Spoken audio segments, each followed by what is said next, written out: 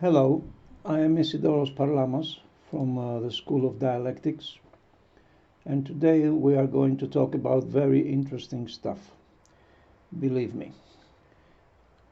First, I want to draw your attention to this, that ignorance is the root of all evil, and then that the truth is our only hope. Because if we sweep the truth under the rug, that leads to disaster. Now, what is Horistics? This is not the first time I'm talking about Horistics and Dialectics, but it's so important that it really makes sense to talk about those things again and again and again until these concepts sink in. Now, Horistics is the art of delineating a concept in a way that does away with confusing it with other concepts. In other words, it's all about avoiding confusion. So Horistics is the art of delineating a concept in a way that does away with confusing it with other concepts, which may be similar or adjacent. Now, we'll see shortly why this is so important. Now, let me explain these 4 points here. 1, 2, 3, 4, okay? Just like the cover does not define the content, voting does not define democracy. And hammer and sickle does not define communism. And certainly, the name does not define the substance. Now, the most famous paradigm with regard to the first point is the Trojan Horse. Now, the Trojan Horse was the cover, and it pointed to religion and worshipping the gods. But in the content, we had Odysseus. We all remember Odysseus and what happened to Troy. So do not judge by the cover, okay? Think about it. In the same way, voting does not define democracy. I can assure you, and you don't have to take my word for it. You can double check it, you can Google it. In every single country on earth, they vote. There is no country where they do not vote. And that doesn't make Russia and China and Belarus and Turkey and so many other countries democracies. Now, there's no way that voting amounts to democracy. There's no way. Because voting is just a small part of democracy. It's only 3 or 4 seconds every 4 years, and after the vote has been cast, they forget about you. Now, you delegate important personal business to unknown people. The moment you vote them into power, they forget about you. All they care about is lining their own pockets. But how can we know if voting defines or does not define democracy? What is democracy? We can't talk about it unless we know what democracy is. And you cannot say you know what democracy is by just uttering the name democracy. I mean, just because you say democracy does not mean you know what it means. Do you? Do you know what it means? Now let's talk about the United States. Why the United States? Because it's supposed to be the flagship of democracy. Now, what is democracy? Is democracy trying to break into the Capitol? Is democracy being homeless and living in tents by the hundreds of thousands of people? Is democracy the deaths of 130,000 people who overdosed themselves to death in 2021, and that's by the official count? Is democracy shooting one another at schools, in malls, at concerts? Is democracy imprisoning the citizens. The United States have the highest percentage of for every 100,000 people in jail and prisons. So what is democracy? Do you know? Do you have a definition? So what are you doing? Well, what do you have any political education? You know what you're doing? You know what you are? What is it? What's your what's your level of what's your idea of being a citizen? So you don't know what democracy is. To you, democracy is just a word you hear. You don't really know what it is. So you need a definition. Okay, let me tell you what democracy is. And this is the definition, okay? It can withstand scrutiny, logical scrutiny, and dialectical scrutiny. Democracy is exercising power on a personal and rotating basis. Yes, very simple. You see, not every statement is a definition. One of the prerequisites for a statement to be a definition is that it must be short, and the vocabulary used must be well known. Must not be difficult vocabulary, okay? And it should withstand logical and dialectical scrutiny. You should be able to defend the definition well. And if you cannot, then you have to admit that the other definition or another definition is even better than yours. So democracy is exercising power on a personal and rotating basis. Now the second step is to explain the definition. Let's explain it. You exercise power. You, Mary, John, Mr. Brown, Mrs. Hamilton, you.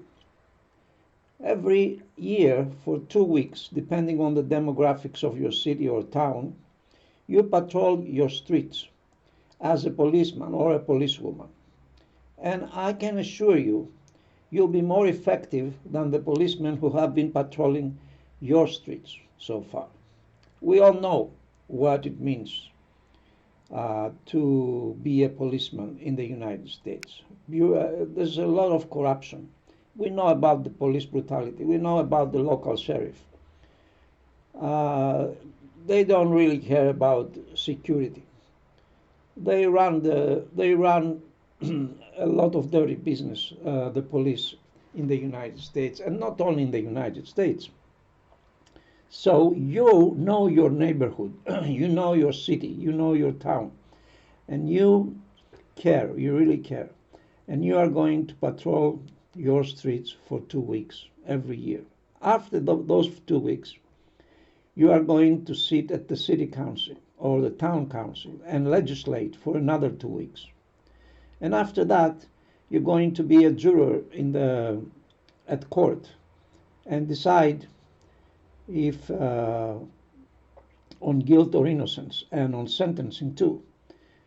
And after you have served for 45 days as a citizen, then you go on and take care of your own business. And next year the same.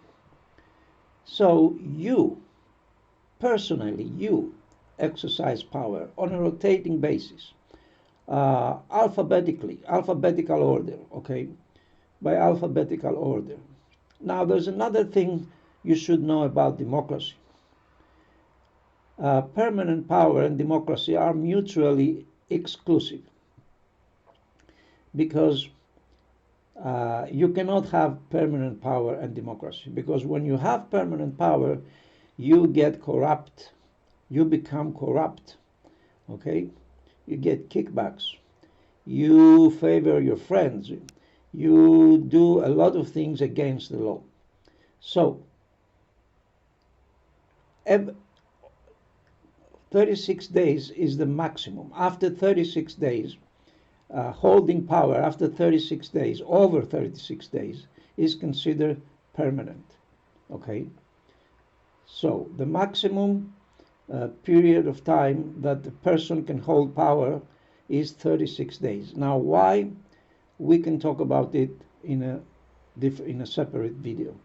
So you need to have some political education. This is not democracy. So why do they call it democracy if it's not democracy? Well, it's obvious. They want to hide the ugliness of raw capitalism behind a beautiful word. Democracy is a beautiful word, okay? People like it. So they hide all the ugliness of raw capitalism behind democracy. What is the ugliness? Well, it's racism, it's corruption, it's drugs, it's imprisonment, it's police brutality, it's unemployment, financial insecurity. 100 million people in the United States live in perpetual poverty in third and fourth world country conditions, economic conditions. Out of the 330 million, only 200 million live, only 100 million live in economic conditions of first and second world economies. Now, 230 million live in either in perpetual poverty or in perpetual financial insecurity. There's a lot of poverty in the United States, and there's a lot of homelessness, and there's a lot of pain, a lot of drugs, lots of prostitution, lots of corruption. And if citizens could decide for themselves, they would have never decided to go through all that ugliness. So they do not decide for themselves. They vote others into power who only care about lining their own pockets. Okay? So there's no democracy. There has never been democracy on earth. Never. Never. For 50 years in classical Athens, Greece, there was something similar to what I've been describing here. There was a political system very close to pure democracy. That's it. Since then, there has never been democracy. Now, in the Scandinavian countries, there is no democracy either, but their orientation is democratic, and they have high quality of life, and they're heading towards democracy. That's only in the Scandinavian countries. That's Sweden, Finland, Norway, Iceland, and Denmark. So you better listen to Sanders, okay? He knows what he's talking about. The same with communism. What is communism? Hammer and sickle. We see a hammer and sickle. Let me take a sip of coffee. Okay? That does not define communism. What is communism? Does any one of you know what communism is? No, you don't know. You just hear a word and you say, I don't like it. But you don't know what it is. You think you know, but you're wrong. You don't. So we need a definition. Communism is having equal access to the economic resources of a given political entity. A political entity is a city, a town, a country. So if all citizens have equal access to the economic resources in a city or a town or a country, then we have communism. You heard? Did you hear what I said? Equal access to economic resources. Now, is there anything wrong with that? No, there's nothing wrong with that. Yet communism is hated in many parts of the world. Why? Because they think that what happened in the Soviet Union was communism. But it was not, because only 5% of the people had access to the economic resources. And the rest, 95% of the people, had access to the leftovers of that 5%. But that's not communism. What we had in the Soviet Union was Stalinism, was Marxism, was Sovietism, was tyranny, was thuggery, thugs, mafia. It was not communism. You understand me? Now, why then did they call it communism? Because they wanted to hide the ugliness of their system behind a beautiful ideal, a beautiful word, communism. Because both communism and democracy are beautiful words, okay? And really they converge at some point. If you know political science, if you have political education, you see clearly that democracy and communism converge. They're really the same thing. Because in a democracy, real democracy, where people exercise power on a personal and rotating basis, it is natural for all citizens to have equal access to the economic resources of their town or city. So don't say things you do not understand. Okay? Don't call communism something ugly and democracy something beautiful. They're both beautiful, but there has never been communism on earth, and there has never been democracy on earth. Okay? No. No. And if you don't have the definition, you don't know. You don't know what it is. A word is not enough to know what it means. You need the definition of the word, okay? So, this is political education 101, okay? If you want to call yourself citizens, you need to know. You need to know, okay? And number 4, the name does not define the substance. Now, you can call me Nick, but I'm not Nick just because you called me Nick. I'm Isidoros. In the same way, you can call anything anything, but it doesn't mean that it is what you called it. Okay, just because you called it something. All right, it's the substance that decides what something is, not the name. Okay. Now, I want to explain this. I want to make it very clear to you that just like no object is visible without light, no concept is understood without its definition. That's what I've been talking about, okay? What light is to vision is definition to understanding, okay? To understanding. And I have this table here. In the physical world, okay, we have eyes and an object, but we need light, okay? Let's say I'm standing in front of a beautiful horse, but it's pitch dark. I don't see it. I need light to see it. I need light. So I turn on my flashlight and I see the beautiful horse. Very good.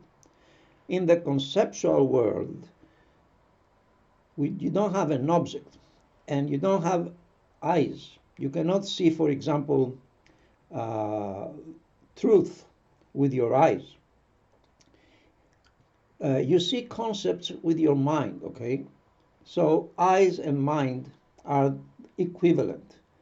We use eyes in the physical world and mind in the conceptual world. So we need the mind, and I have a concept. The concept is truth, but I don't see it. It's just a word to me.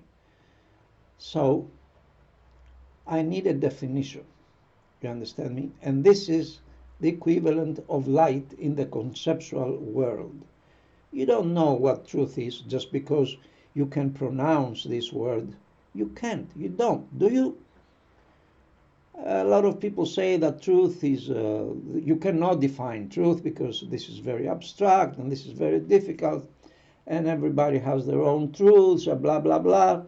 Well, yes, everybody has their own truths. My truth is that my name is Isidoros. Your truth is that your name is George. They are both truths, but here we're talking about examples of truth.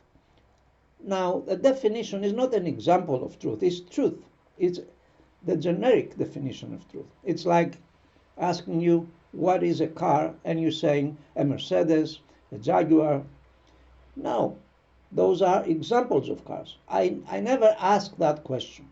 I asked, what is a car? That's a different thing. So there's only one truth. There's not many truths. There's only one definition of a car, and then we have limitless examples of cars. Some are more used than others, some are less expensive than others. These are examples of cars. So be careful. Don't just say things just because you heard those things. Of course, there is a definition of truth.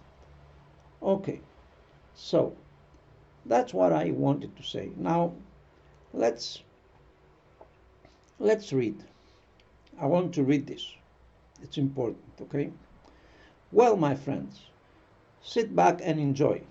Courtesy of Socrates. Socrates has given us all a priceless present, dialectics. I have just used the present perfect tense because Socrates is still alive in so many ways. So I feel has given us sounds more natural than gave us. Unfortunately, it seems to me that as we speak, I am the only dialectician on the face of the earth. Why? Because our world is a material world, surrendered to greed and the pseudo, as in pseudo-knowledge. Of course, I am aware, through software I've been using, that I've been plagiarized massively. But the problem is that even those who plagiarize my speeches and my ideas do not really understand what they are saying. I can tell by the kind of life they lead. They give their system of values away without being aware of it. You see, dialectically speaking, one's ethical print can be picked up quite easily, provided you have trained yourself in dialectics. Now, let us not confuse ethics with dogmatics. What is ethics? What is dogmatics? Well, we'd have to define our terms, but I would not call defining a lot of terms in one session a good methodology. Let me say, though, that by ethics I do not mean being a good Jew, or a good Christian, or a good Muslim, or a good Buddhist, etc. Our world is an ethically maimed world. That is why we are heading from catastrophe to catastrophe. It is not an exaggeration to claim that, as a rule, our world has been led by idiots. The phenomenon of idiotocracy is omnipresent. Now, one big problem is that we mistake technology for knowledge, and that leads us to believe that we are on the right track. But technology is not knowledge. How do I know? Well, we'll get to that shortly. But what is dialectics? It was Socrates who discovered, crystallized, defined, and developed dialectics. Its definition is in Plato's Cratylus, 390c. Dialectics is asking the right questions and providing the right answers with an eye to arriving at the truth of the issue under examination. It is important to realize that dialectics lies at the very foundation of knowledge. In fact, there can be no knowledge without asking the right question and providing the right answer. That is, without dialectics. Have you thought about that? I don't want this to be a long text, so I'll cut right to the chase. Now, this is a very simple process. It happens all the time. Let's follow it.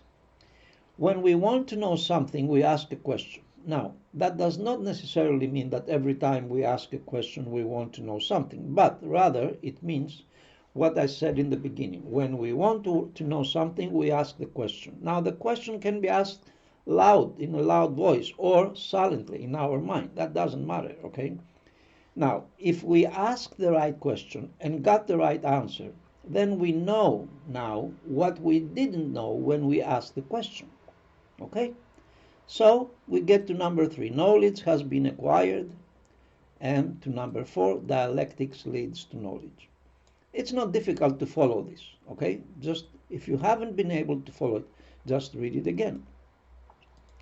It is clear then that what's important is not asking questions and providing answers, but asking the right questions and providing the right answers. And that is very simple, not to be confused with the simplistic, which means it is rather difficult because it requires clarity of mind and adequate training. Now, the simple is difficult, and the simplistic is very different from the simple. We're going to get back to this, okay? Now, the cornerstone of dialectics is heuristics. What is heuristics? It's like horizon, right? Heuristics is the art of delineating a concept in a way that does away with confusing it with other concepts. Can you think of a word which could be a synonym of knowledge? Can you? Think. Come on, think. Most people would say understanding. Most people would say knowledge is understanding. But is understanding a valid definition identical to arriving at a valid definition? Now let me ask the question again. Is understanding a valid definition identical to arriving at a valid definition? Have you realized what I've just done? Have you? Have you? I made use of dialectics to be able to discern the difference between understanding and knowledge. I hope I have asked the right question. So, in my opinion, to know the difference between knowledge and understanding, this is the right question to ask. This one here, in my opinion, okay? So, there you have it. The difference is clear. In knowledge, we discern a dimension of divine inspiration and creativity, whereas in understanding, we discern a capacity to interconnect and visualize the varying components of the nature of the defined concept. So when I asked this question here, it was clear to me that it's not the same thing, and there are differences between understanding a definition and arriving at a valid definition. And these are the differences, in my opinion.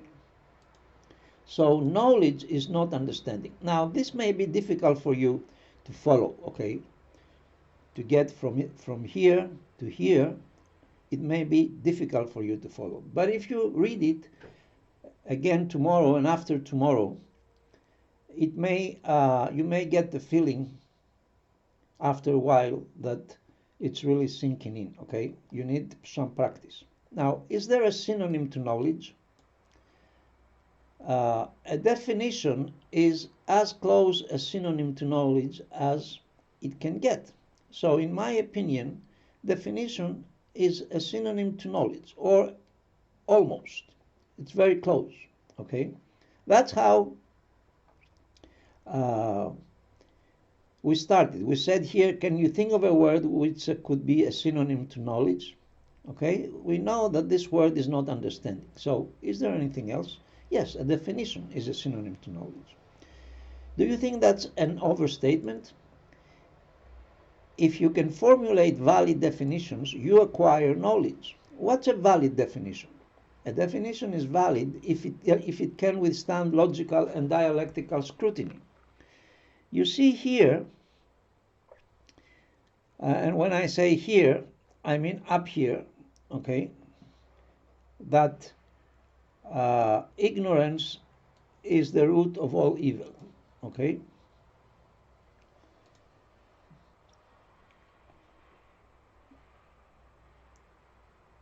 Let me get there. Where were we?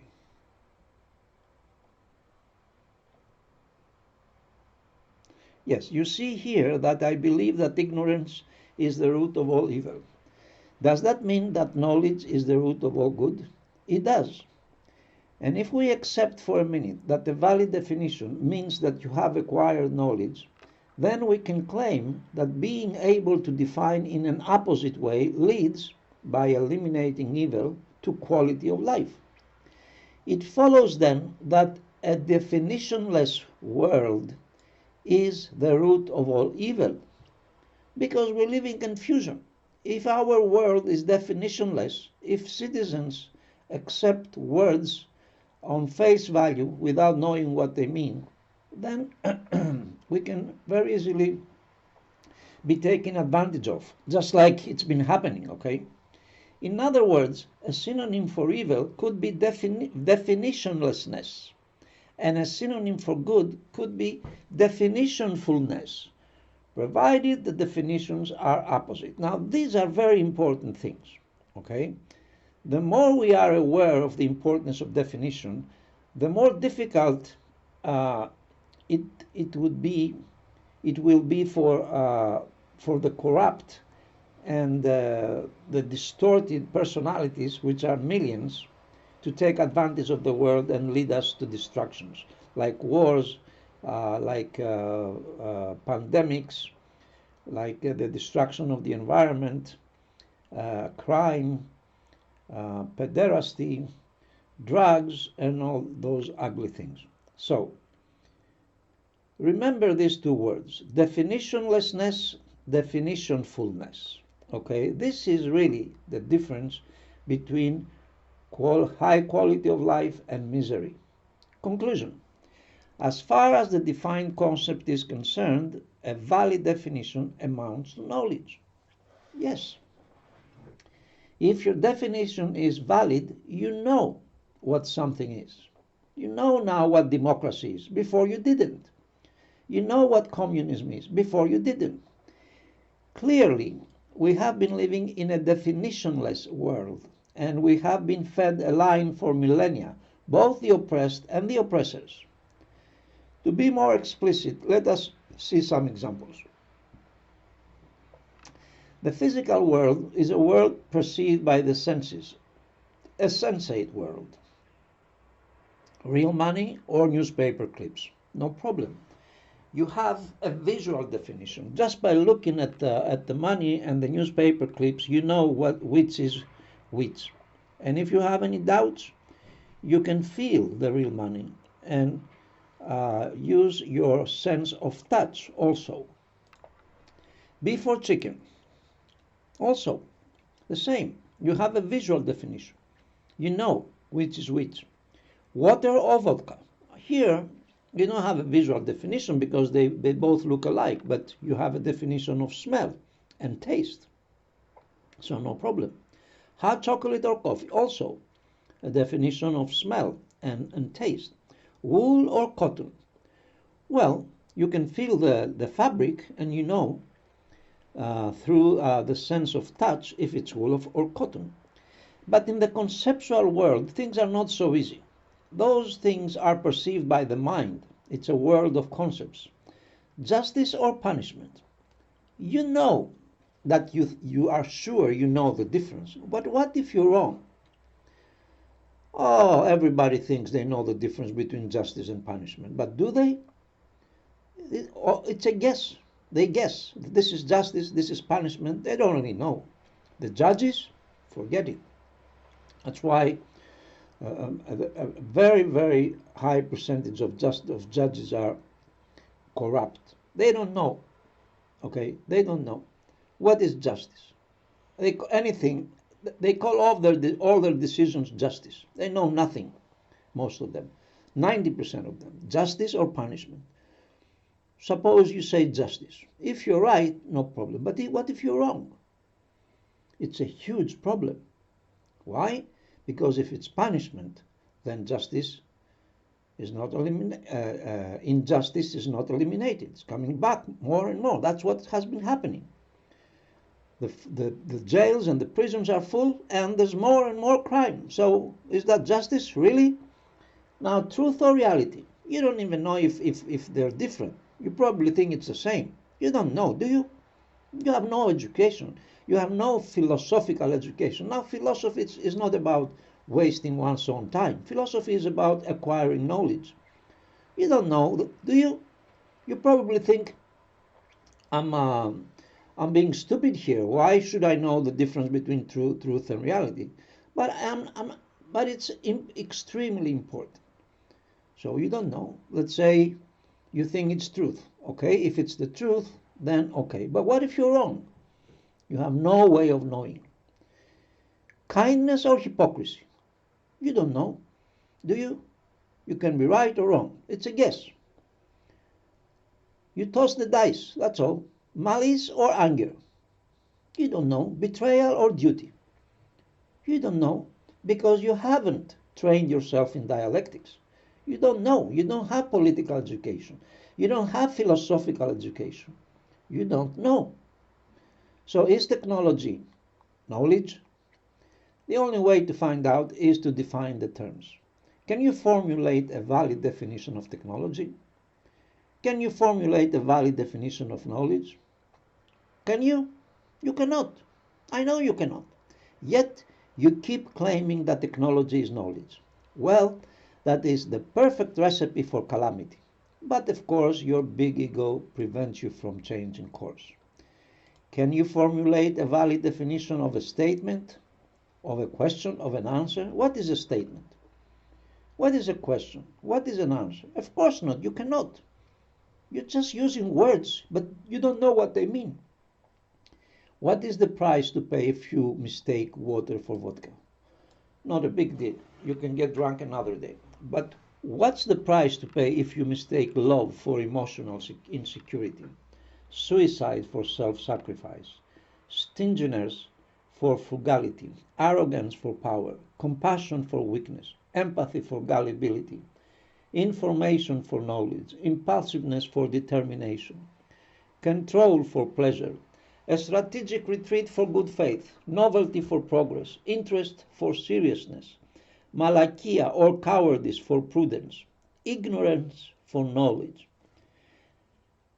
Now this is a good one. Ignorance for knowledge. Now this happens a lot, and this is the definition of something important. This is the definition of